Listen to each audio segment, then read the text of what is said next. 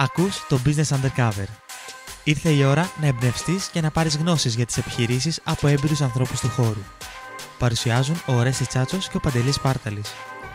Το well-being είναι ένα κομμάτι το οποίο όσο παρακολουθούμε τις επιχειρήσεις και ιδιαίτερα τις επιχειρήσεις του εξωτερικού, είναι ένα κομμάτι το οποίο σιγά σιγά μπαίνει όχι μόνο στη ζωή μας αλλά και στις επιχειρήσεις πάρα πολύ δυναμικά. Βλέπουμε πολλές επιχειρήσεις να ενδιαφέρονται για το well-being και ίσα τώρα με όλο αυτό που ζούμε με τον κορονοϊό να συνδέεται και επιχειρήσεις να το αναζητούν περισσότερο από ποτέ. Γι' αυτό θεωρήσαμε ιδανικό να καλέσουμε το Thrive Global Greece εδώ στο podcast για να μιλήσουμε για την ευεξία. Στην παρέα μας είναι η Κατερίνα Τριβιζά. Κατερίνα, καλημέρα, καλώς ήρθες. Καλημέρα Ορέστη, καλημέρα Παντελή. Καλημέρα, όπου είναι Corporate Head του Thrive Global Greece. Κατερίνα, καταρχάς θες να μας πεις λίγα πραγματάκια για σένα, να σε γνωρίσουμε περισσότερο και πώς κατέληξες στο Thrive Global? Βεβαίως. Εγώ λοιπόν είμαι μια ύπαρξη που έχει πάνω από 40 χρόνια επαγγελματικής εμπειρίας και πάντοτε σε επιχειρήσεις. Και ήμουνα τα τελευταία 24 χρόνια στην Eurobank ιδρυτικό και υψηλό βαθμό στέλεχος. Mm-hmm. Έχω υπάρξει δηλαδή πάντοτε στην καριέρα μου να το πω έτσι, ανώτατο διοικητικό στέλεχος και τα τελευταία 14 χρόνια ήμουνα διευθύνουσα σύμβουλος σε μια θυγατρική εταιρεία της Eurobank. Αυτό που μου άρεσε στην Thrive είναι ακριβώς η αποστολή της, δηλαδή να τερματίσει την παγκόσμια επιδημία του στρες και της επαγγελματικής εξουθένωσης. Και μου άρεσε διότι ήρθε να καλύψει μια ανάγκη μου, κάτι που η ίδια μου είχα βιώσει, δηλαδή τη χρόνια κόπωση και αυτή τη λανθασμένη εντύπωση ότι για να μπορώ να είμαι αποδοτική πρέπει να δουλεύω πάρα πολλές ώρες, να κάνω πολλά πράγματα ταυτόχρονα και βέβαια αυτό εις βάρος της προσωπικής μου ζωής και της οικογενειακής μου. Αυτό λοιπόν ήταν κάτι το οποίο με απασχολούσε χρόνια, γιατί όπως είπα το είχα βιώσει, το συνεχές βουητό στο κεφάλι, την έλλειψη πνευματικής διάβγειας και τελικά όταν είδα το πρόγραμμα του Thrive είπα ότι ναι, αυτό θα ήθελα όχι μόνο να το ενστερνιστώ, που φυσικά και το έκανα, αλλά πραγματικά να το μεταδώσω και σε όσους περισσότερους μπορώ, κυρίως στελέχη του επιχειρηματικού κόσμου που τους συναισθάνομαι, να το πω έτσι, και να τους πω ότι πρέπει να αλλάξουν τρόπο λειτουργίας. Ναι. Νομίζω είναι πολύ σημαντικό το γεγονός ότι το κατάλαβες και το αποδέχτηκες. Γιατί νομίζω πολλές φορές μπορεί να καταλάβουμε ότι, ξέρεις κάτι, η καθημερινότητά μου, ο τρόπος που δουλεύω δεν μπορεί να συνεχίσει για πολύ. Αλλά ίσως σκεφτόμαστε ότι αυτό είναι ένα σημάδι αδυναμίας ίσως ή ότι, όπως είπες, αυτός είναι ο τρόπος που πρέπει να γίνεται. Κοίτα, όπως λέμε και στη Thrive, η ανθρωπότητα για πολλά χρόνια μπορεί να έχει λανθασμένες πεποιθήσεις. Δηλαδή για πάρα πολλά χρόνια θεωρούσαμε ότι η γη είναι επίπεδη. Θεωρούσαμε ότι το κάπνισμα είναι καλό. Γι' αυτό και βλέπαμε διαφημίσεις με γιατρούς μέσα στα χειρουργεία ακόμη που καπνίζανε. Έτσι λοιπόν τις τελευταίες δεκαετίες έχει δημιουργηθεί η λανθασμένη πεποίθηση, αυτή που περιέγραψα και προηγουμένως, ότι για να μπορώ να είμαι αξιόλογος, για να μπορώ να έχω την αναγνώριση και την εκτίμηση του κόσμου και κυρίως για να μπορώ να πετύχω, πρέπει να εξαντληθώ. Αυτό λοιπόν είναι μια λανθασμένη αντίληψη η οποία σιγά σιγά καταρρίπτεται βάσει και των μελετών που έχουν γίνει τα τελευταία 20 χρόνια. Και αυτό προσπαθούμε να κάνουμε τώρα και στις επιχειρήσεις τις οποίες απευθυνόμαστε, διότι είναι πραγματικά θέμα να αλλάξουμε αντίληψη και να φτιάξουμε μια διαφορετική εταιρική κουλτούρα. Και εδώ έχω να συμπληρώσω και ορισμένα πράγματα, στοιχεία δηλαδή, από έρευνες που έχουν γίνει και έχει διαπιστωθεί ότι το 96% των ανωτάτων ηγετικών στελεχών δηλώνουν ότι είναι επαγγελματικά εξουθενωμένοι. Άρα το ερώτημα είναι πώς αυτοί οι άνθρωποι θα μπορέσουν να αποδώσουν και μάλιστα σε αυτές τις υψηλού επίπεδου απαιτήσεις που απαιτούνται από τη θέση τους. Ακόμη όμως, για να πούμε ότι είναι πραγματικά παγκόσμια πανδημία, το 78% των ανωτάτων στελεχών και στην Κίνα δηλώνουν ότι έχουν υψηλά επίπεδα στρες. Το 72% των Γερμανών εργατών δυσκολεύεται να διαχειριστεί τον φόρτο εργασίας και επίσης το 82% των γυναικών στην Ινδία παραπονιούνται ότι νιώθουν στρες τον περισσότερο χρόνο. Και για το λόγο αυτό μάλιστα αυτή η πληθυσμιακή ομάδα είναι αυτή που έχει το υψηλότερο στρες σε παγκόσμιο επίπεδο, οι γυναίκες στην Ινδία. Εάν πάμε λίγο και στα ελληνικά δεδομένα, να πούμε ότι η Αθήνα είναι η πιο στρεσογόνα πρωτεύουσα της Ευρώπης, ότι σε μια έρευνα που είχε γίνει από την εταιρεία Στεντίμα το 57% νιώθει κούραση και χρόνια κόπωση και άνω του 50% του πληθυσμού έχει προβλήματα με τον ύπνο. Ναι. Ναι. Η λύση σε αυτό πιστεύεις πως είναι, και εσύ σαν στέλεχος που ήσουν που μας είπες στην εμπειρία σου, στην καριέρα σου, πιστεύεις ότι η λύση είναι να εφαρμοστούν, ας πούμε, μέσα στον εργασιακό χώρο ή και εκτός, ας πούμε, το να βάλω άσκηση στη ζωή μου, ξέρω εγώ, θα είναι και άλλα πράγματα, θα είναι περισσότερη χαλάρωση, ή να γίνει κάποια δομική αλλαγή, ας πούμε, μέσα στην επιχείρηση όπου θα δίνει αυτή την ευκαιρία στους ανθρώπους. Δηλαδή, ας πούμε, ένας τέλεχος από το 8ωρο, ας πούμε, που θα δουλεύει, να πει η εταιρεία ότι, ξέρω εγώ, θα βάλουμε μέσα στο πρόγραμμα, μέσα στο 8ωρο, θα υπάρχουν, θα γίνεται μισή ώρα γυμναστική, ας πούμε, πριν το μεσημεριανό. Πώς πιστεύεις ότι, ας πούμε, είναι η ιδανική λύση για να μιλήσουμε για κάτι τέτοιο? Το πρώτο πράγμα που πρέπει να καταλάβουμε είναι ότι η ζωή μας είναι ενιαία. Τις τελευταίες δεκαετίες μιλάμε για ισορροπία μεταξύ επαγγελματικής και προσωπικής ζωής. Η πανδημία μας βοήθησε να καταλάβουμε ότι δεν είναι ακριβώς έτσι, ότι η ζωή είναι ενιαία. Και όπως πλέον πάμε σε διαφορετικές νέες μορφές εργασίας, πρέπει πραγματικά να συνειδητοποιήσουμε και οι εταιρείες να συνειδητοποιήσουν και να το πράξουν αντίστοιχα, δηλαδή, ότι αυτό που πρέπει να κάνουμε δεν είναι time management, διαχείριση χρόνου, αλλά energy management, δηλαδή διαχείριση της ενέργειας. Το θέμα είναι ότι καταρχήν πρέπει να γίνει απόλυτα κατανοητό πώς η ευεξία των εργαζομένων επηρεάζει τα αποτελέσματα της επιχείρησης. Δηλαδή, την έλλειψη ευεξίας θα πρέπει να τη δούμε και σε οικονομικά μεγέθη. Και έχω εδώ πάλι από έρευνες που έχουμε κάνει να πω μερικά στοιχεία, ότι η έλλειψη δέσμευσης στην εργασία στοιχίζει σε ετήσια βάση στην Αμερική $550 δις. Δηλαδή, δέσμευση εννοείς ότι αν κάποιος δεν αισθάνεται ότι η δουλειά που κάνει τον εμπνέει, τον εκφράζει? Ακριβώς.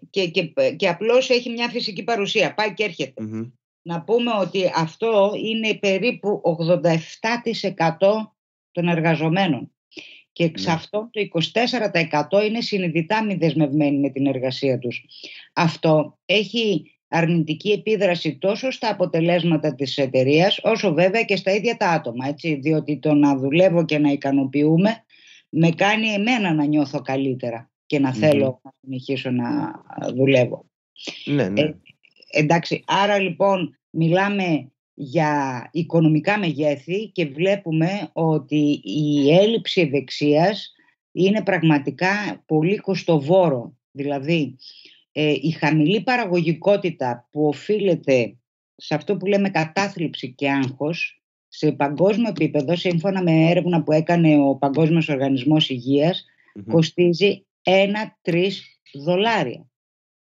Δηλαδή είναι τρελά τα νούμερα. Τεράστιο, έτσι, και οι επιχειρήσεις αρχίζουν πλέον και το βλέπουν, γι' αυτό και ευαισθητοποιούνται. Τώρα το πώς μπορεί να γίνει αυτό?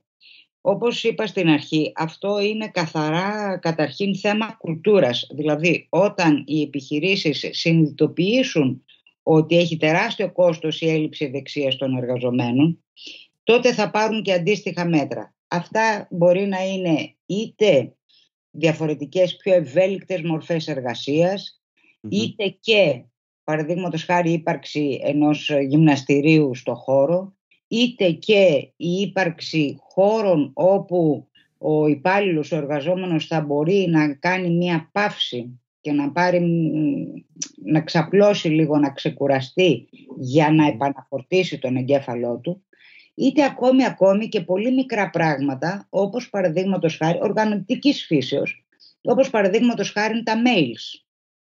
Δεν μπορεί να στέλνει ο διευθυντής, ας πούμε, ένα mail στις 12 η ώρα το βράδυ και να απαιτεί να το απαιτήσει ο εργαζόμενος και μάλιστα να τον επιβραβεύει και γι' αυτό, γιατί αυτό φτιάχνει την κουλτούρα της εταιρείας. Ναι.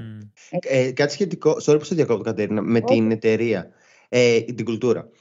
Απλά πώς μπορείς, γιατί το να κάνεις ένα γυμναστήριο για παράδειγμα, δεν λέω ότι είναι το πιο απλό, αλλά είναι σίγουρα κάτι που μπορεί να γίνει. Όμως αυτό πώς μπορείς να το περάσεις και μέσα στην κουλτούρα της ίδιας της εταιρείας, ότι αυτό το γυμναστήριο το κάναμε για να το χρησιμοποιείτε? Γιατί νομίζω γενικά ο τρόπος ζωής μας πλέον είναι στο πλαίσιο αυτό του άγχους και του στρες. Σίγουρα αυτό νομίζω ότι αντικατοπτρίζεται και στο πώς δουλεύουν οι επιχειρήσεις. Ναι. Να πούμε λίγο το εξής. Υπάρχουν διαφορετικοί τρόποι για να υποστηρίξει κανείς την σωματική ευεξία των εργαζομένων, τόσο σε ατομικό όσο και σε εταιρικό επίπεδο. Και αν ξεφύγουμε από το γυμναστήριο, γιατί δεν είναι δεδομένο ότι όλες οι εταιρείες μπορούν να βρούνε το χώρο ή είναι σε θέση να επενδύσουν κάποιο ποσό έτσι για να υπάρχει γυμναστήριο, και αναμφισβήτητα υπάρχει και το ερώτημα πόσο πραγματικά θα ανταποκριθούν σε αυτό το πράγμα οι εργαζόμενοι. Άρα το πρώτο πράγμα είναι να ευαισθητοποιηθεί όλος ο κόσμος. Είτε το βλέπουμε σαν εταιρεία, σαν δηλαδή νομικό πρόσωπο, είτε σαν φυσικό πρόσωπο. Μέσα από την εταιρεία πρέπει να ευαισθητοποιηθούν και οι εργαζόμενοι. Σε τι να ευαισθητοποιηθούμε? Καταρχήν στο να κατανοήσουμε το πώς δουλεύει ο ανθρώπινος οργανισμός. Δηλαδή όταν το κινητό μας τελειώνει η μπαταρία του, τρέχουμε για να το φορτίσουμε. Μην τυχόν και μείνει χωρίς μπαταρία, γιατί τι θα γίνει? Θα κλείσει.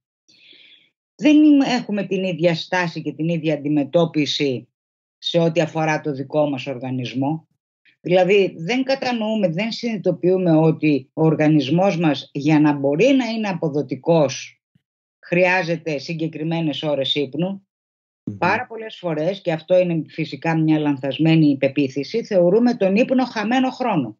Μα δεν είναι, γιατί ο ανθρώπινος οργανισμός έχει ανάγκη τον ύπνο για να μπορεί να είναι αποδοτικός, γιατί ο ύπνος βοηθάει στην ψυχική ανθεκτικότητα, βοηθάει στη μνήμη, έτσι, αποβάλλει κατεστραμμένες πρωτεΐνες, άρα τον ύπνο τον χρειαζόμαστε για να μπορούμε να είμαστε αποδοτικοί. Έχουμε λοιπόν μια λανθασμένη αντίληψη που πρέπει να αλλάξει.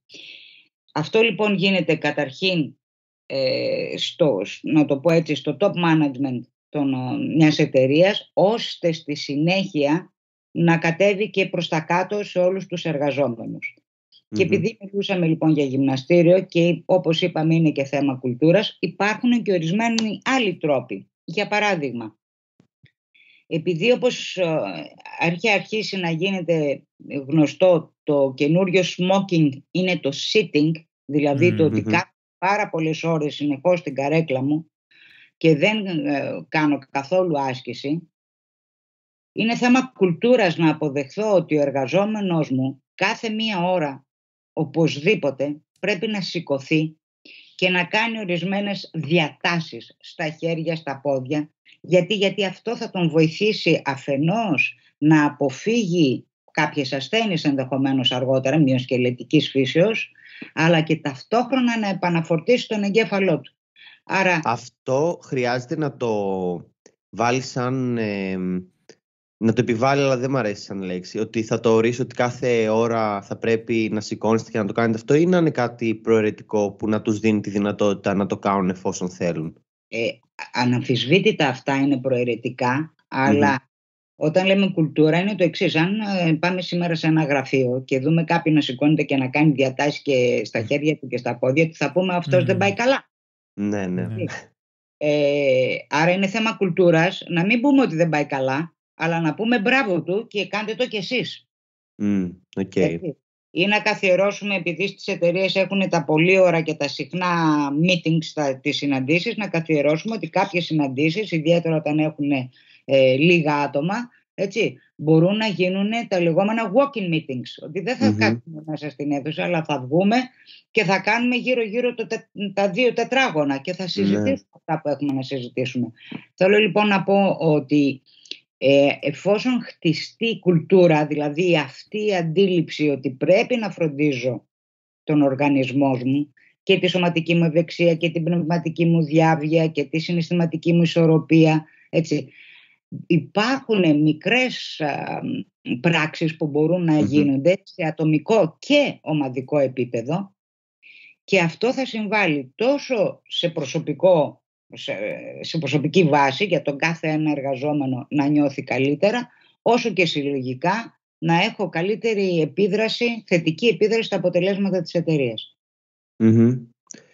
Και στο κομμάτι της ψυχολογίας, για παράδειγμα, αυτό που λέγαμε πριν, ότι οι εργαζόμενοι είτε δεν αισθάνονται τόσο συνδεμένοι με την εργασία τους, είτε αισθάνονται ότι το στρες που τους προκαλείται, αντί να είναι ένας κινητήριος παράγοντας, τους καταβάλει και τους εμποδίζει, τους κλείνει πρακτικά. Αυτά εδώ πώς μπορούν οι επιχειρήσεις να τα αντιμετωπίσουν? Ωραία. Έχω λοιπόν να σας δώσω και κάποια παραδείγματα. Καταρχήν, για να είμαι δεσμευμένος με την εργασία, με αυτό που έχω να κάνω, πρέπει να βρίσκω το νόημα, το σκοπό. Και χαίρομαι πάρα πολύ που ιδιαίτερα οι millennials κατά 63% θα προτιμήσουν μία εργασία που ενδεχομένως τους δίνει λιγότερη, μικρότερη, χαμηλότερη αμοιβή από ό,τι μια άλλη, αρκεί η εταιρεία στην οποία θα βρίσκονται να τους δίνει όραμα και να τους δίνει σκοπό. Και χαίρομαι πάρα πολύ πραγματικά, γιατί είναι η νέα γενιά και αυτή θα διαμορφώσει αυτή την κουλτούρα. Οι παλαιότεροι ίσως είναι λίγο πιο δύσκολο. Άρα το πρώτο πράγμα είναι να βρίσκω σκοπό. Και εδώ θα σας δώσω το εξής παράδειγμα. Πήγε ο Κέννεντι στη NASA το 1962-63, κάτι τέτοιο. Πριν λοιπόν στείλουμε έναν άνθρωπο στο φεγγάρι, και εκεί που έκανε την επίσκεψη βρίσκει έναν επιστάτη καθαριότητας και πάει και τον χαιρετάει και του λέει, εσείς κύριε, λέει, τι κάνετε εδώ? Και η απάντηση του επιστάτη ήταν, βοηθάω έναν άνθρωπο να πάει στο φεγγάρι.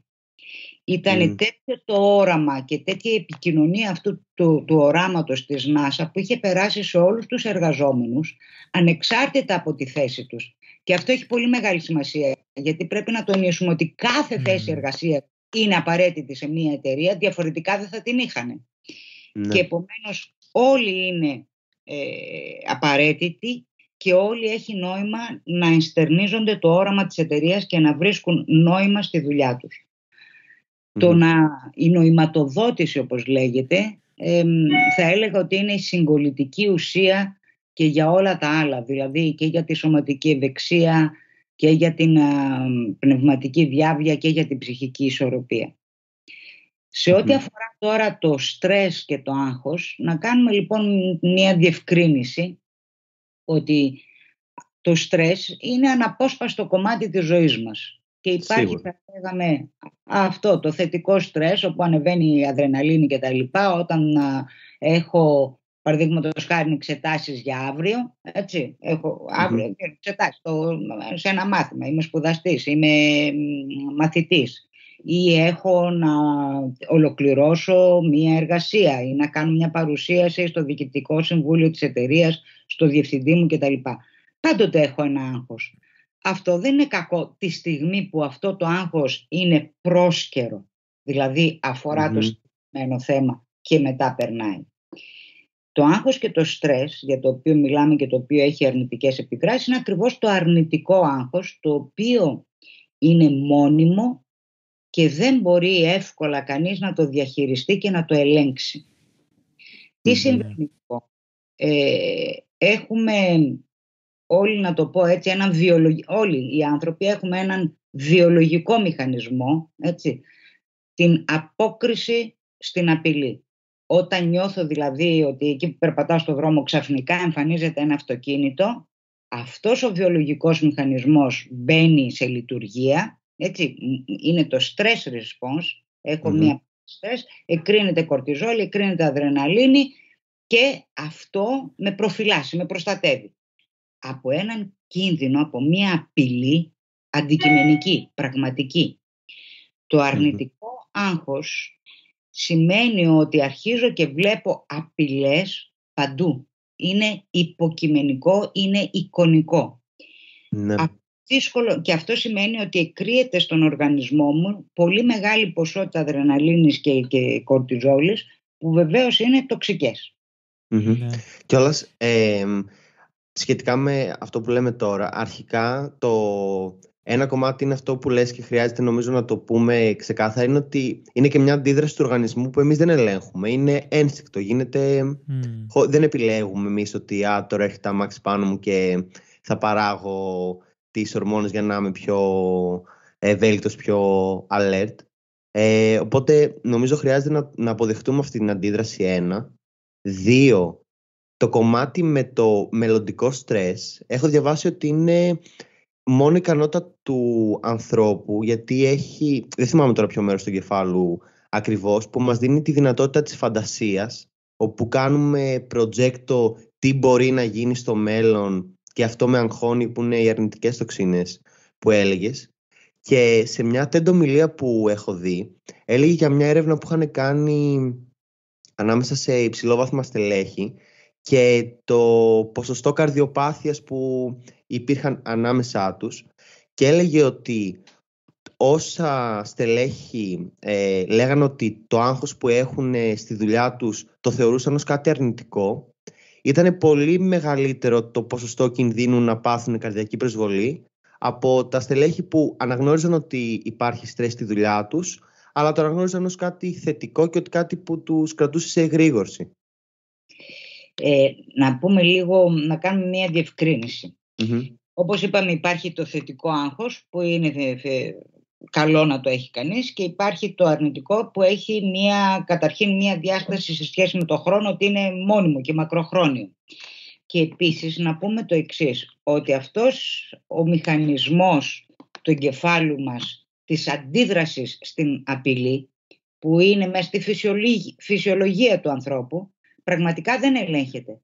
Αυτό όμως που μπορούμε να ελέγξουμε είναι το μετά, δηλαδή είναι ο τρόπος της σκέψης μας.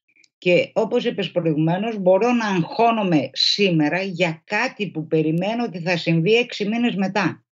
Αυτό δεν κάνει λογική. Γιατί? Και αυτό είναι και η τεχνική, μιλάω πάρα πολύ βασικά και απλοϊκά, του διαλογισμού. Τι λέει ο διαλογισμός? Ότι επικεντρώνομαι στο τώρα.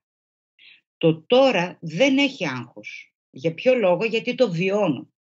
Το άγχος, έτσι πολύ απλοϊκά, έτσι, προέρχεται από το ότι στενοχωριέμαι για κάτι που συνέβη στο παρελθόν, το οποίο όμως δεν αλλάζει, ή ανησυχώ για κάτι το οποίο θα συμβεί στο μέλλον, το οποίο επίσης δεν το γνωρίζω. Το τώρα δεν έχει άγχος, γιατί το ζω και το ορίζω. Άρα λοιπόν, εάν αρχίσουμε και σκεφτόμαστε την πηγή του άγχους μας, δηλαδή για ποιο λόγο, ποια είναι πραγματικά η απειλή η οποία δημιουργεί αυτή την έκρηση ορμονών, εκεί μπορούμε καταρχήν να αρχίσουμε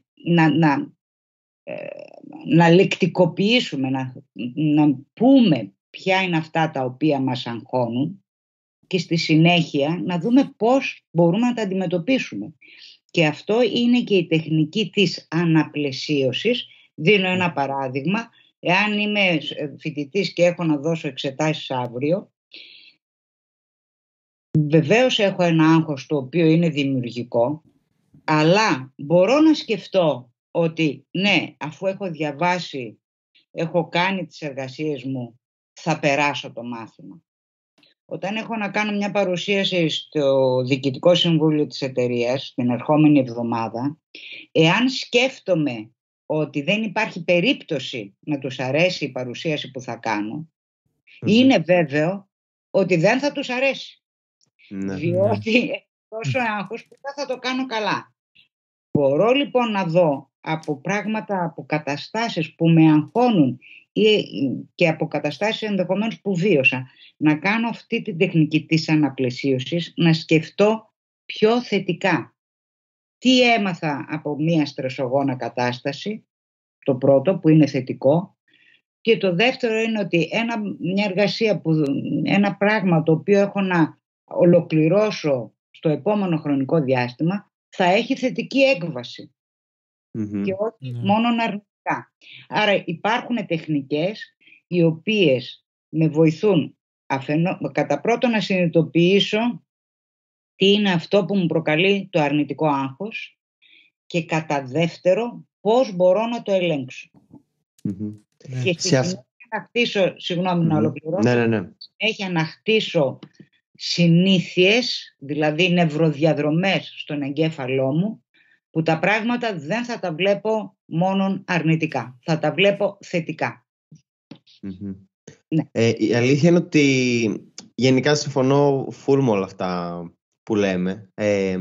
Απλά γενικά το έχω στο μυαλό μου ότι καμιά φορά και οι καταστάσεις που σου αφήνουν ένα τραύμα, παράδειγμα ότι είχα κάνει μια παρουσίαση και δεν είχε πάει καλά, και αυτό μου έχει μείνει σαν σκέψη στο πίσω μέρος του μυαλού μου και το σκέφτομαι, ότι καμιά φορά λειτουργεί σαν κίνητρο, παρόλο που είναι μια αρνητική ανάμνηση, αρνητικό συναίσθημα.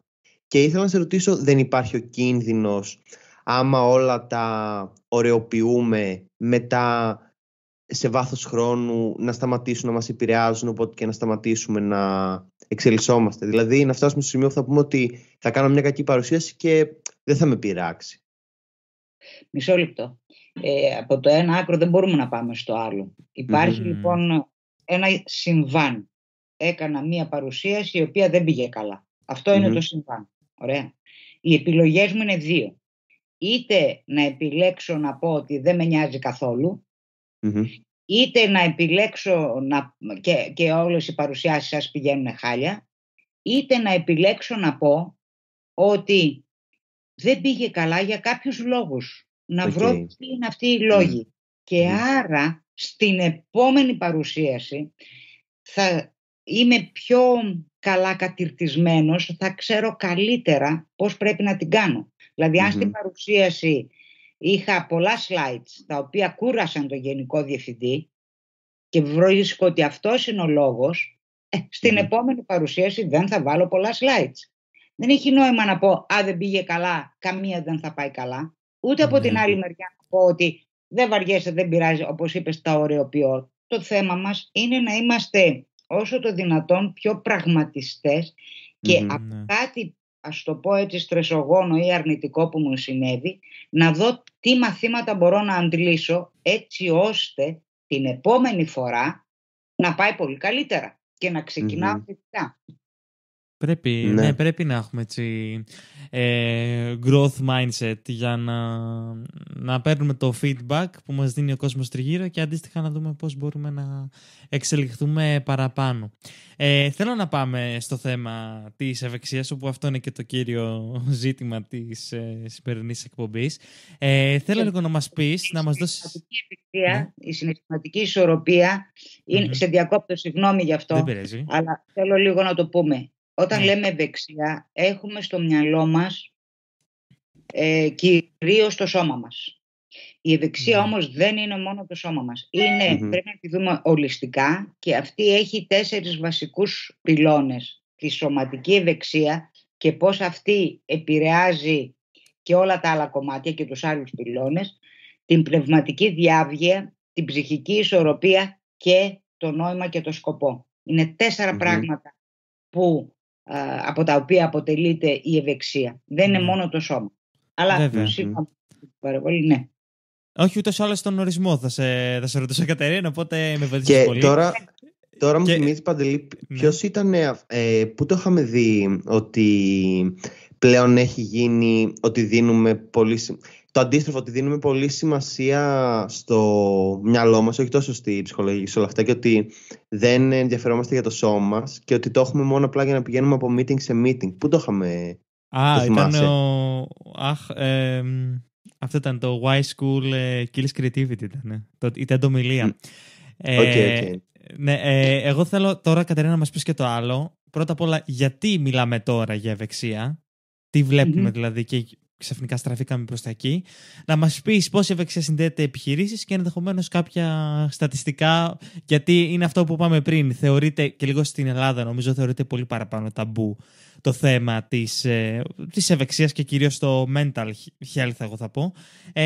Αλλά και βλέπουμε έτσι επιχειρήσεις, εταιρείες όπως την Google, που τα γραφεία τους έχουν όλα αυτά τα παιχνίδια σε εισαγωγικά, όπου εγώ το βλέπω ως ότι βοηθάει τους εργαζόμενους να νιώσουν λίγο πιο και οικία, αλλά και όντως αυτό λίγο να χαλαρώσουν, όπου αυτό, και ας πούμε και εγώ έχω διαβάσει στατιστικά ότι αυτό εν τέλει βοηθάει πάρα πολύ την παραγωγικότητα. Ωραία. Λοιπόν, όπως είπα και σε αυτό πραγματικά θέλω να επιμείνω, η ευεξία είναι μια ολιστική έννοια. Περιλαμβάνει και τη σωματική κατάσταση, να το πω έτσι, και την πνευματική διάβια και τα λοιπά, δεν θα τα επαναλάβω τώρα. Να δώσουμε ορισμένα παραδείγματα. Ναι. Έχει βρεθεί, στην αρχή να απαντήσω το γιατί τώρα. Ναι. Γιατί έχουμε κουραστεί να είμαστε κουρασμένοι. Αυτός είναι ο πρώτος λόγος. Αυτό θα γίνει quote, ναι. Έτσι. Γιατί αν γκουγκλάρετε το γιατί είμαι, πρώτη ή δεύτερη επιλογή θα σας βγάλει τόσο κουρασμένος. Είναι ένα παγκόσμιο φαινόμενο.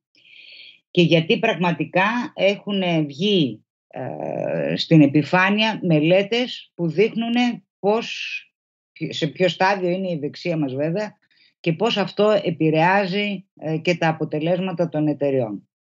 Και να δώσουμε και κάποια στοιχεία. Έχουν βγει λοιπόν μελέτες που λένε ότι μπορεί να αυξηθεί η αποδοτικότητά σου κατά 29% λόγω καλύτερου και επαρκούς ύπνου. Γι' αυτό και στην Αμερική στη δεκαετία του 1990, ας πούμε, υπήρχε μόνο μία κλινική ύπνου και σήμερα υπάρχουν πάνω από 620. Και υπάρχει και στην Ελλάδα φυσικά. Γι' αυτό και στις ποδοσφαιρικές ομάδες, για παράδειγμα, όταν τελειώναν ένα αγώνα τους βάζανε είτε στο αεροπλάνο είτε στο λεωφορείο και τους τρέχανε για την επόμενη μέρα στην άλλη πόλη για να δώσουν τον άλλον ποδοσφαιρικό αγώνα, και αυτό τώρα πια έχει καταργηθεί. Και αφήνουν τα μέλη της ομάδας πρώτα να κοιμηθούν και την επόμενη μέρα να ταξιδέψουν. Γιατί ακριβώς έχει διαπιστωθεί ότι ο ύπνος επηρεάζει σε σημαντικό βαθμό, σχεδόν κατά 1/3, έτσι 29%, την αποδοτικότητα. Έχουμε βρει ότι αυξάνεται η παραγωγικότητά μας όταν είμαστε σωστά ενυδατωμένοι. Άρα λοιπόν εδώ η σωματική ευεξία, έτσι, έρχεται και επηρεάζει ουσιαστικά την απόδοσή μας. Και αν μιλάμε και για τα στελέχη, ας πούμε, εταιριών, αλλά και για όλους, και σε προσωπικό δηλαδή επίπεδο ισχύει, έχει βρεθεί από μία έρευνα ότι η ικανότητά μας για λήψη σύνθετων αποφάσεων βελτιώνεται κατά 70% όταν ασκούμαστε. Ότι βέβαια η άσκηση επηρεάζει και την ψυχική μας κατάσταση κτλ. Τώρα, σε ό,τι αφορά την, ας το πω έτσι, ψυχική ευεξία, γιατί δεν θέλω να λέω ψυχική υγεία, όταν μιλάμε για ψυχική υγεία στο μυαλό μας έρχεται περισσότερο ασθένεια παρά η ευεξία. Ναι. Όταν μιλάμε λοιπόν για ψυχική ευεξία και συγκεκριμένα για την νοηματοδότηση που λέγαμε, τα στελέχη των εταιριών, όταν έχουν ξεκάθαρο νόημα και σκοπό για αυτό που κάνουν, έχουν 50% περισσότερες πιθανότητες να ανέβουν ακόμη περισσότερο. Και υπάρχει, έτσι. Μιλώντας για την αφοσίωση σε ό,τι αφορά την εργασία και τη δέσμευση, οι εργαζόμενοι που είναι αφοσιωμένοι στην εργασία τους, engaged είναι η λέξη στα αγγλικά, αποδίδουν κατά 144%, δηλαδή 44% πάνω από το αναμενόμενο, να το πω έτσι, από τη θέση εργασίας που κατέχουν. Και για να το μεταφέρουμε και σε οικονομικά μεγέθη, κάτι που βοηθάει πάρα πολύ στην ψυχική ευεξία είναι η προσφορά. Η προσφορά, φανταστούμε μόνο ας πούμε ότι πάω και μαγειρεύω για τους άστεγους. Η προσφορά μπορεί να είναι κάτι πάρα πολύ απλό, ότι ένας φίλος μου έχει να δώσει εξετάσεις αύριο και κάπου έχει κολλήσει και πάω και τον βοηθάω. Ή ξέρω εγώ, μία φίλη μου λέει ότι έχει καλέσει φίλους της σε ένα δείπνο και θέλει να κάνει και μια τυρόπιτα, αλλά δεν ξέρει να κάνει την τυρόπιτα και τη φτιάχνω εγώ για αυτήν. Έχει πει λοιπόν ότι οι άνθρωποι οι οποίοι προσφέρουν, και άρα αυτό συμβάλλει, όπως είπαμε, στην ψυχική τους ευεξία, μπορούν να δημιουργήσουν επιπλέον έσοδα στην εταιρεία έως και 50%. Και φυσικά ότι όταν ο εγκέφαλός μας έχει αυτή τη θετική στάση που λέγαμε προηγουμένως και όχι σε μόνιμη βάση το αρνητικό στρες, αυξάνει την παραγωγικότητά του κατά 31%. Εσύ τι πιστεύεις για αυτό το κομμάτι, ειδικά για το κομμάτι της προσφοράς, ότι κάποιος που προσφέρει έχει την πιθανότητα να ισχύει αυτό το στατιστικό που μας ανέφερες, αλλά αυτά δύο πώς συνδέονται, δηλαδή, είτε άμα υπάρχει κάποια επιστημονική εξήγηση? Θα πούμε λοιπόν μια έκφραση στα αγγλικά, είναι το λεγόμενο helper's high, δηλαδή και έχουμε φτιάξει μια ωραία τάκα εμείς στη Thrive που λέμε ότι αυτός που παίρνει ζει καλά, αυτός που δίνει ζει καλύτερα. Πραγματικά έχει διαπιστωθεί και από διάφορες έρευνες που έχουν γίνει ότι οι άνθρωποι οι οποίοι προσφέρουν νιώθουν μια ψυχική ανάταση την ώρα της προσφοράς και αυτό τους κάνει να νιώθουν οι ίδιοι τους καλύτερα.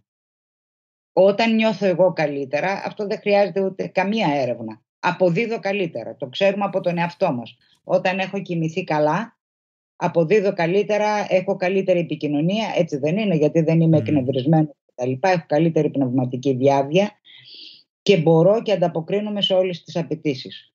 Όταν προσφέρω, το κάνω καταρχήν γιατί είναι δική μου ανάγκη, δική μου ψυχική ανάγκη. Νιώθω καλά μέσα μου, μια γαλήνη.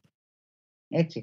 Αυτό τι σημαίνει? Ότι δεν έχω έκρηση ορμονών σε βαθμό που να είναι αρνητικός.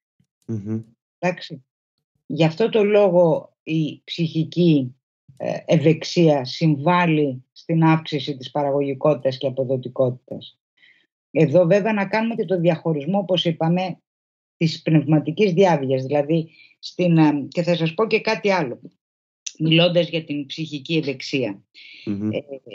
Οι εργαζόμενοι οι οποίοι νιώθουν ότι αναγνωρίζονται στον εργασιακό τους χώρο, φυσικά και αποδίδουν πολύ περισσότερο. Γιατί νιώθουν ότι και η γνώμη τους ακούγεται, ανεξάρτητα από το αν υιοθετείται, ακούγεται. Αυτό τους κάνει να προσπαθούν περισσότερο, να είναι πιο αποδοτικοί. Αντίθετα, και εδώ μιλάμε πάρα πολύ και για τον κοινωνικό αποκλεισμό, ένα άτομο το οποίο νιώθει ότι είναι κοινωνικά αποκλεισμένο, όσο πάει και η αποδοτικότητά του μειώνεται, διότι ο κοινωνικός αποκλεισμός έχει επίδραση ακόμη και στις εγκεφαλικές λειτουργίες, όταν βέβαια είναι σε ακραίες καταστάσεις. Και ενώ συμβαίνουν όλα αυτά, έχει βρεθεί από μια έρευνα ότι στον εργασιακό χώρο μόλις το 15% λέμε ευχαριστώ. Τόσο λίγο. Τόσο λίγο. Άρα μια πολύ απλή συνήθεια που λέει να λέμε ευχαριστώ στον συνάδελφό μας, στον συνεργάτη μας, στο φίλο μας, έτσι, λίγο πιο συχνά, αμέσως κάνει και τον άλλον να νιώθει καλύτερα, αλλά και εμάς. Και αυτό δημιουργεί μια δυναμική η οποία τελικά σε συλλογικό επίπεδο αυξάνει την αποδοτικότητα. Νομίζω τώρα στο κομμάτι του ευχαριστώ που το είπες, σκέφτομαι ότι όντως άμα δεν λες και ευχαριστώ, ίσως δεν το νιώθεις κιόλας, ότι σου ζητάω κάτι, μου το δίνεις και δεν νιώθω εγώ ότι αυτό εδώ μου προσφέρει κάτι, οπότε ίσως δεν σου λέω και ευχαριστώ και για αυτό το λόγο, οπότε πάλι νιώθω χειρότερα. Ναι, αλλά εάν πω ευχαριστώ, πώς θα νιώθω? Και εκτός αυτού να πούμε και κάτι άλλο, κάτι που επίσης είναι πολύ σημαντικό και βοηθάει στην συνολικότερη ευεξία και αποτελεσματικότητα των ανθρώπων. Γιατί μιλάμε και για το ευχαριστώ. Η ευγνωμοσύνη. Στα αλήθεια, πόσες φορές ένας άνθρωπος σκέφτεται σήμερα ότι είναι ευγνώμων καταρχήν που ξύπνησε το πρωί. Ναι. Για αυτά που έχει. Συνήθως σκεφτόμαστε αυτά που δεν έχουμε. Τι δημιουργεί αυτό? Δημιουργεί ένα πρόσθετο άγχος. Γιατί σκέφτομαι συνέχεια αυτά που δεν έχω και πώς θα τα αποκτήσω. Αυτό είναι πολύ αρνητικό και καταπιεστικό ψυχικά, σωστά, ψυχαναγκαστικό. Ναι. Δεν σκεφτόμαστε ότι είμαστε ευγνώμονες, δόξα σε ο Θεός είμαστε καλά γιατί έχουμε αυτά που έχουμε. Ό,τι και αν έχει κανείς δεν έχει να κάνει με αυτό, έτσι. Δεν είναι δεδομένο. Κάθε πρωί που ξυπνάμε σκεφτόμαστε τι έχω να κάνω σήμερα. Δεν σκεφτόμαστε ποιος θέλω να είμαι σήμερα. Θέλω να είμαι θετικά διακείμενος και αισιόδοξος. Θέλω να είμαι παραγωγικός. Τι θέλω να είμαι? Ξεκινάμε πάντοτε από το έχω. Και αυτό πραγματικά, για ποιο λόγο ξεκινάμε από το έχω και το κάνω? Γιατί έχουμε μεγαλώσει με το πρότυπο που λέει ότι έχω, γι' αυτό κάνω και γι' αυτό είμαι. Δηλαδή, είμαι καταξιωμένος όταν έχω ένα μεγάλο σπίτι, έχω μεγάλο αυτοκίνητο, γιατί δουλεύω πολύ. Είμαι καλό παιδί όταν έχω καλούς βαθμούς, γιατί διαβάζω πολύ. Δηλαδή, έχω καλούς βαθμούς γιατί διαβάζω πολύ, άρα είμαι καλό παιδί.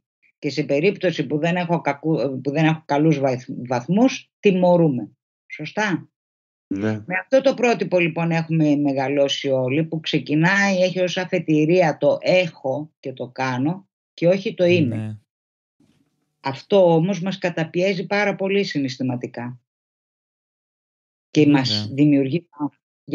Όμως, εάν σκεφτούμε την ανθρωπότητα και την ιστορία της, θα δούμε ότι άνθρωποι που πραγματικά επηρέασαν την ανθρωπότητα και μείνανε στην ιστορία, δεν μείνανε γιατί ξέρουμε το ε9, δηλαδή ο Σωκράτης δεν έμεινε στην ιστορία γιατί ήταν πλούσιος, ή η Μαρία Τερέζα ή ο Νέλσον Μαντέλα ή ακόμη για το έργο και αρνητικά παραδείγματα όπως ο Χίτλερ.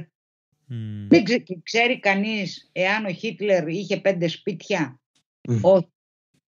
Όλοι αυτοί οι άνθρωποι μείνανε στην ιστορία και επηρεάσανε τον Ρούτης για αυτό που ήταν, όχι για αυτά που είχαν.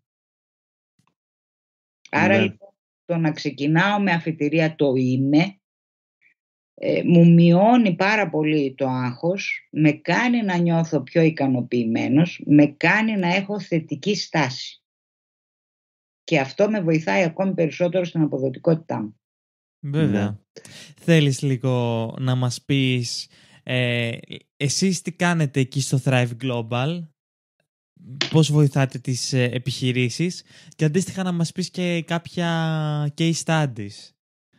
Επώνυμα είτε όχι επώνυμα, ό,τι θες εσύ. Ωραία.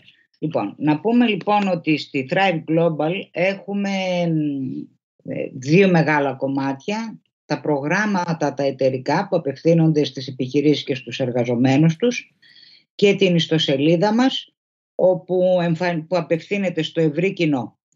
Η ιστοσελίδα έχει άρθρα τουλάχιστον 4 κάθε μέρα, καινούρια, που είτε βασίζονται πάντοτε σε επιστημονικά δεδομένα, μπορεί να έχουν συνεντεύξεις με ειδικούς για κάθε τομέα. Έτσι, και είναι πάρα πολύ ενδιαφέρον και το newsletter σας επίσης, επειδή το παρακολουθώ κιόλας, μου αρέσει πάρα πολύ όλα αυτά που ανεβάζετε. Χαίρομαι που το ακούω. Άρα εκεί έχουμε τα άρθρα μας και τις συνεντεύξεις και πρότυπα, έτσι, ανθρώπων, και μπορεί φυσικά κανείς να επισκεφτεί τη σελίδα μας, είναι εντελώς δωρεάν. Είχαμε κάνει και μία εκπομπή σε συνεργασία με την τηλεόραση του Αντένα, και τώρα έχουμε και μία ραδιοφωνική εκπομπή κάθε Κυριακή πρωί και θα κάνουμε και άλλα πράγματα. Είναι λοιπόν ενέργειες οι οποίες απευθύνονται μάλλον στο ευρύ κοινό. Σε ό,τι αφορά τις εταιρείες και τους εργαζομένους τους, έχουμε τα εταιρικά προγράμματα που τώρα πια λόγω της πανδημίας γίνονται και ψηφιακά μέσω ίντερνετ. Τα προγράμματά μας έχουν 4 φάσεις. Το ένα είναι το ερωτηματολόγιο, μια έρευνα για να διαπιστωθεί το επίπεδο ευεξίας του κάθε ατόμου ξεχωριστά. Εννοείται ότι η εταιρεία παίρνει τα στοιχεία σε ανώνυμη μορφή. Μετά είναι η εκπαίδευση που κρατάει είτε μία μέρα είτε 2 απογεύματα τώρα ψηφιακά. Στη συνέχεια έχουμε το sustainability period, δηλαδή την περίοδο της εφαρμογής, και εκεί έχουμε διαφορετικές επιλογές, είτε γιατί στέλνουμε newsletters, είτε και γιατί τους δίνουμε πρόσβαση σε ψηφιακούς οδηγούς που έχουν πάρα πολλά άρθρα, γνώμες επιστημόνων και πρότυπα, είτε και, αυτό είναι το μεγάλο μας πλεονέκτημα, διότι έχουμε μία εφαρμογή η οποία για την ώρα είναι στα αγγλικά και το επόμενο χρονικό διάστημα θα μεταφραστεί και στα ελληνικά, η οποία εφαρμογή είναι πραγματικά ο προσωπικός coach ευεξίας. Στο τέλος, θα σας πω 2 ακόμη πράγματα. Στο τέλος λοιπόν του προγράμματος, που κρατάει περίπου 1 χρόνο, έχουμε και πάλι την έρευνα για να δούμε την αποτελεσματικότητα του προγράμματος σε ό,τι αφορά τους πυλώνες ευεξίας που εξετάζουμε. Το σημαντικό είναι ότι η Thrive έχει αναπτύξει ένα μοντέλο αλλαγής συμπεριφοράς και βάσει αυτού έχει υιοθετήσει την πρακτική, την τεχνική των μικρών βημάτων. Δηλαδή, μερικές απλές συνήθειες χωρίς κόστος και χωρίς πολύ κόπο, τις οποίες ο καθένας μας μπορεί να υιοθετήσει άμεσα στην καθημερινότητά του. Δίνω ένα παράδειγμα. Εάν δεν θυμάμαι όσο πρέπει, έτσι όσο μου χρειάζεται, τότε μπορώ να κάνω ένα μικρό βήμα και να πω ότι θα αρχίσω να πηγαίνω για ύπνο μισή ώρα νωρίτερα. Εάν αυτό το κάνω για 21 μέρες συνεχόμενα, τότε χτίζεται η αντίστοιχη νευροδιαδρομή στον εγκέφαλό μου, γίνεται δηλαδή αυτοματισμός και θα το κάνω. Ή ότι όταν ξυπνάω το πρωί, το πρώτο πράγμα που κάνω είναι ότι πίνω ένα ποτήρι νερό. Για ποιο λόγο? Γιατί το πρωί είμαστε αφυδατωμένοι, χρειαζόμαστε νερό. Έτσι λειτουργεί ο ανθρώπινος οργανισμός. Ότι παραδείγματος χάρη είμαι στην ουρά στην τράπεζα και με πιάνουν τα νεύρα μου. Μπορώ λοιπόν εκείνη τη στιγμή να πω ότι αυτό δεν μπορώ να το αλλάξω, ή είμαι σε μποτιλιάρισμα, δεν μπορώ να το αλλάξω, και άρα αξιοποιώ αυτό το χρόνο, είτε γιατί όταν είμαι στην ουρά μπορώ να πάρω τηλέφωνο ένα φίλο ή να σκεφτώ κάτι άλλο, είτε γιατί πολύ απλά κοιτάω προς τον ουρανό και σκέφτομαι. Έτσι, δηλαδή τώρα με την πανδημία που, όπως ξέρετε, έχουν πει όλοι οι ειδικοί ότι πρέπει να πλένουμε τα χέρια μας για 20 δευτερόλεπτα. Ακούγεται πολλές φορές, τι είναι αυτό τώρα 20 δευτερόλεπτα. Αν σκεφτώ όμως ότι σε αυτά τα 20 δευτερόλεπτα μπορώ να σκεφτώ τα 3 πράγματα για τα οποία είμαι ευγνώμων, αρχίζω και φτιάχνω μια συνήθεια, αφενός να πλένω τα χέρια μου έτσι κι αλλιώς, και αφετέρου να μπαίνω σε αυτή την κατάσταση αγαλίασης που προκαλείται όταν σκέφτομαι όλα αυτά τα πράγματα για τα οποία είμαι ευγνώμων. Επίσης να με επιβραβεύω. Ξέρεις τώρα τι μου θυμίζεις? Μου θυμίζεις, είχα διαβάσει σε ένα βιβλίο μια έρευνα που είχαν κάνει και είχαν χωρίσει έτσι ανθρώπους νέους ηλικία, αν δεν θυμάμαι σωστά, και στην ουσία τους είχαν δώσει 2 επιλογές. Η μία επιλογή ήταν να καθίσουν 5 λεπτά ήσυχοι με τον εαυτό τους, να μην κάνουν τίποτα, και η άλλη επιλογή ήταν απλά να τους κάνουν λίγο ηλεκτροσόκ. Και λέει ότι πάρα πολλοί είχαν επιλέξει να γίνει το ηλεκτροσόκ αντί να καθίσουν 5 λεπτά με τον εαυτό τους. Οπότε από εκεί να δούμε λίγο ότι δεν ψινόμαστε, μάλλον να καθίσουμε έτσι 5 λεπτά με εμάς. Να σας δώσω και μια άλλη άσκηση, γιατί ένα πράγμα που μας κυνηγάει και το βλέπω και πάρα πολύ, ιδιαίτερα στους νέους που μιλάνε πάρα πολύ γρήγορα και όλα γίνονται πολύ γρήγορα κτλ. Αυτό σημαίνει ότι χάνουν από την απόλαυση βέβαια. Όλος ο κόσμος λοιπόν κυνηγάει το χρόνο και ακούμε το δεν έχω χρόνο. Εδώ λοιπόν να πούμε ότι σημαντικό είναι η προτεραιοποίηση και όχι ο χρόνος. Ο χρόνος είναι κάτι το οποίο ισχύει για όλους. Για όλους η μέρα έχει 24 ώρες. Άρα το τι θα κάνω και πότε είναι θέμα προτεραιοποίησης. Και έχει νόημα να βάλουμε προτεραιότητα την ευεξία μας. Ο χρόνος λοιπόν, μια άσκηση, αυτό έλεγα. Κάντε την εξής άσκηση. Βάλτε στο χρονόμετρο, σε ένα χρονόμετρο, να σας μετρήσει 1 λεπτό. Με το που το πατήσετε λοιπόν και ξεκινάει να μετράει το λεπτό, σταθείτε όρθιοι με κλειστά μάτια. Και όταν νιώσετε ότι τέλειωσε το λεπτό, καθίστε και δείτε στο χρονόμετρο πόση ώρα έχει περάσει. Θα δείτε ότι το 1 λεπτό διαρκεί πολύ περισσότερο από... Άρα χρόνο έχουμε, προτεραιοποίηση δεν κάνουμε. Οπότε νομίζω ότι αυτό έχει σημασία να το σκεφτούμε. Τώρα σχετικά με την πανδημία, έχεις κάποια tips και όλες που αναφέρθηκε στο κομμάτι ότι όλα είναι γρήγορα και πως τα social media πρακτικά έχουν επηρεάσει αυτό το μικρό attention span που έχουμε? Γενικά κάποια tips που έχεις να δώσεις? Και γενικά τα media με όλο αυτό, νομίζω κιόλας έχετε ανεβάσει κάτι σχετικό στην ιστοσελίδα thriveglobal.gr, οπότε πες μας και γενικά πώς μπορούμε να tips για τη διαχείριση γενικά των media και όχι μόνο των social media. Ωραία. Έχω όμως πριν να απαντήσω σε ό,τι αφορά τα case studies. Ναι, ισχύει, δεν το είπαμε. Έτσι, να σας πω λοιπόν ότι παραδείγματος χάρη η Hilton πέρσι, το 19 δηλαδή, πήρε το 2ο βραβείο παγκοσμίως για την μέριμνα της ευεξίας των εργαζομένων της, γιατί σε μεγάλους βέβαια πληθυσμούς ακολούθησε το πρόγραμμα της Thrive και μάλιστα μειώθηκε το turnover του προσωπικού της σε τέτοιο ποσοστό που είχαν μείωση του λειτουργικού τους κόστους κατά 20 εκατομμύρια. Να σημειώσω εδώ ότι αυτά τα δεδομένα είναι από στοιχεία που κρατάει η ίδια η Hilton, η ίδια η εταιρεία και δεν είναι από στοιχεία της Thrive. Επίσης η Accenture που παγκοσμίως έχει 400.000 κόσμο, έχει κάνει ένα τεράστιο πρόγραμμα σε εκατοντάδες χιλιάδες εργαζομένους της και είδε ότι αυξήθηκε το ποσοστό ικανοποίησης των εργαζομένων από την εταιρεία και βέβαια αυξήθηκε και η πιστότητα στην εταιρεία. Εδώ να σημειώσω ότι η Accenture έχει πολύ μεγάλο πληθυσμό που ανήκει στους millennials, στο ηλικιακό αυτό εύρος, και γι' αυτό έχει πάρα πολύ μεγάλη σημασία.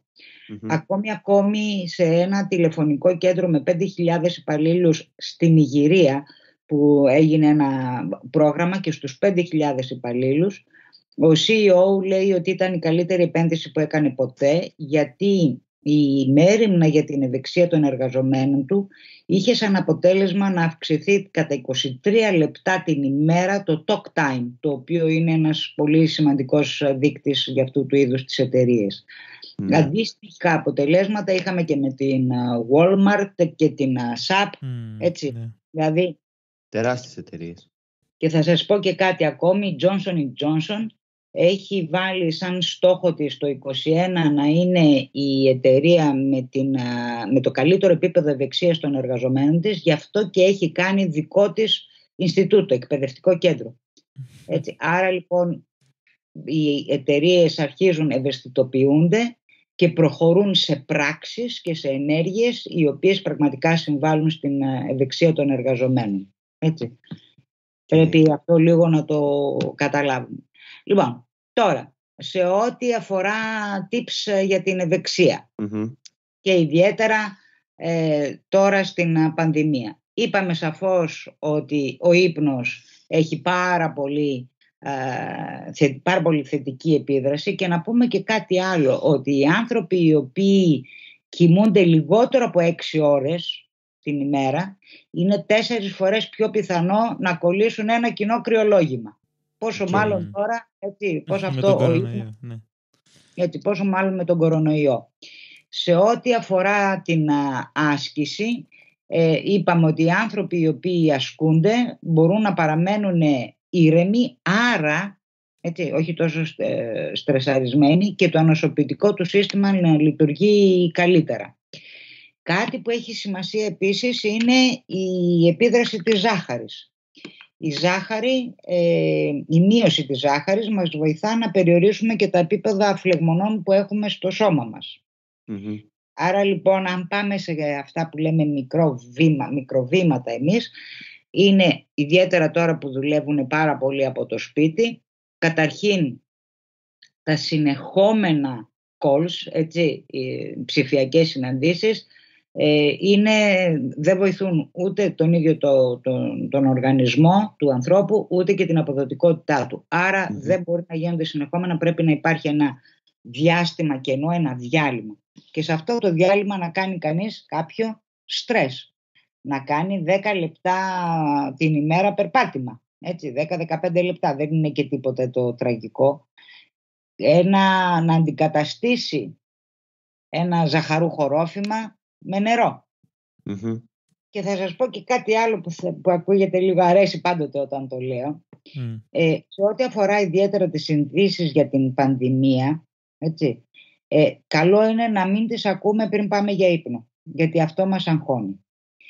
Και καλό επίσης είναι να ορίσουμε μία ώρα την ημέρα που θα την πούμε worry time. Δηλαδή, σε αυτό το 5 λεπτό, 10 λεπτό θα σκεφτώ όλα τα αρνητικά. Είτε αφορά την πανδημία, είτε αφορά... Ωραία. Έτσι. Και θα το ορίσουμε. Τέλος, τότε θα ανησυχήσω. Όλο τον άλλο χρόνο ας κάνω όλα τα άλλα πράγματα που χρειάζεται να κάνω. Ναι, για την επίδραση των media έχει πάρα πολύ ενδιαφέρον να δούμε αυτό που είχε γίνει στη Βοστόνη, αν δεν κάνω λάθος, το τρομοκρατικό χτύπημα σε έναν μαραθώνιο, αν θυμάμαι σωστά. Ναι. Το οποίο έλεγε ότι όσοι άνθρωποι ήταν εκεί που βίωσαν όλο αυτό το γεγονός είχαν μικρότερο μετατραυματικό στρες από όσοι είχαν όλοι αυτοί που παρακολουθούσαν τι γινόταν στα media. Έχει πάρα πολύ ενδιαφέρον να δούμε και κολλάει νομίζω πάρα πολύ με αυτό που είπες.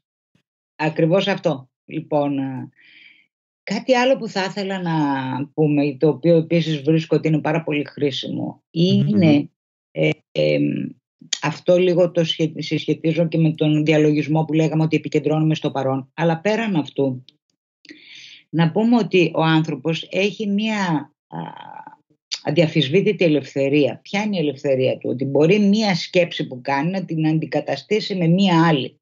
Αυτό δεν μπορεί το δικαίωμα να το αφαιρέσει. Αυτή την ελευθερία δεν μπορεί να την αφαιρέσει κανείς. Άρα το να πω ότι μία αρνητική σκέψη θα την αντικαταστήσω με μία θετική εξαρτάται 100% από μένα.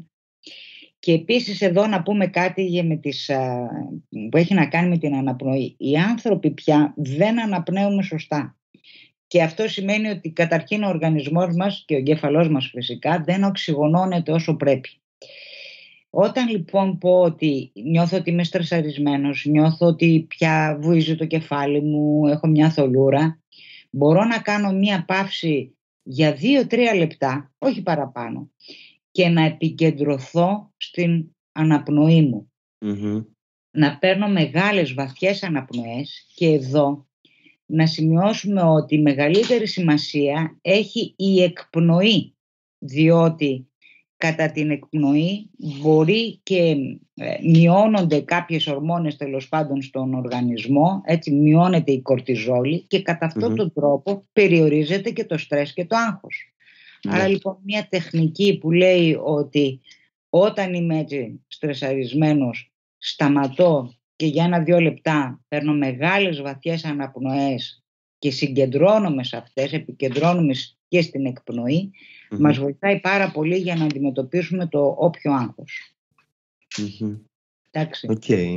Λοιπόν, εάν συγκεντρώσετε περίπου στα 40-50 άτομα, μπορούμε να κάνουμε ένα webinar Δίνω 2 επιλογές. Το ένα είναι να επικεντρωθούμε στην πανδημία και πώς μπορούμε να φροντίσουμε την ευεξία μας στον καιρό της πανδημίας, και το άλλο είναι να μιλήσουμε για τη διαχείριση του στρες. 2 θέματα, όποιο θέλουμε. Τέλεια. Ωραία. Αυτό νομίζω ιδανικά μπορούμε να το κάνουμε, να μιλήσουμε εμείς με το κοινό, να κάνουμε ένα poll στο Instagram κάτι και αντίστοιχα να δούμε τι ενδιαφέρει και τον κόσμο και να το διοργανώσουμε με πολύ μεγάλη χαρά. Ναι. Κατερίνα, πες μας πού μπορεί ο κόσμος να βρει εσένα, το Thrive Global, τα προγράμματά σας. Καταρχήν λοιπόν υπάρχει η σελίδα μας, την οποία καλούμε όλο τον κόσμο να επισκέπτεται, γιατί μπορεί να βρει πολλά χρήσιμα άρθρα που δίνουν επίσης και μικροβήματα, αυτά που λέγαμε προηγουμένως, tips δηλαδή, που είναι το www.thriveglobalgreece.gr, και επίσης από εκεί μπορεί να μπει και στο mail το corporate που έχουμε και να μας στείλει mail, τα απαντούμε αυθημερών. Τέλεια. Ευχαριστούμε πάρα πολύ που ήσουν στην παρέα μας, Κατερίνα. Είπαμε νομίζω υπέροχα πράγματα επί του θέματος και μακάρι να έχει ενδιαφέρον και από το κοινό και να σας ξαναφέρουμε, γιατί και εμάς μας άρεσε πάρα πολύ αυτή η συζήτηση που κάναμε. Χαίρομαι και εγώ, ευχαριστώ πάρα πολύ για τη δυνατότητα που μου δώσατε και πραγματικά εύχομαι η Θεσσαλονίκη που υποφέρει τώρα από την πανδημία να την ξεπεράσει όσο το δυνατόν πιο σύντομα. Ευχαριστούμε πολύ και εμείς το ίδιο ευχόμαστε. Λοιπόν, ευχαριστούμε και εσάς που μας ακούσατε. Μπορείτε να μπείτε στο businessundercover.gr, γιατί εκεί μπορείτε να βρείτε το BU+. Από εκεί μπορείτε να στηρίξετε το podcast, αλλά και ταυτόχρονα να δείτε, να ανακαλύψετε περισσότερο content που ανεβάζουμε, είτε με τους καλεσμένους μας, είτε ένα course που έχουμε για το πώς μπορείτε να ξεκινήσετε το project σας. Λοιπόν, επίσης μπορείτε να κάνετε εγγραφή στο newsletter μας. Απευθείας θα λάβετε ένα δωράκι με 90 εργαλεία για το πώς θα ξεκινήσετε ή να εξελίξετε το project σας. Και αυτά. Όλα τα άλλα τα links θα τα βρείτε, της Κατερίνας και του Thrive Global, θα τα βρείτε και εκεί στο site μας. Ευχαριστούμε πολύ. Τα λέμε στο επόμενο επεισόδιο.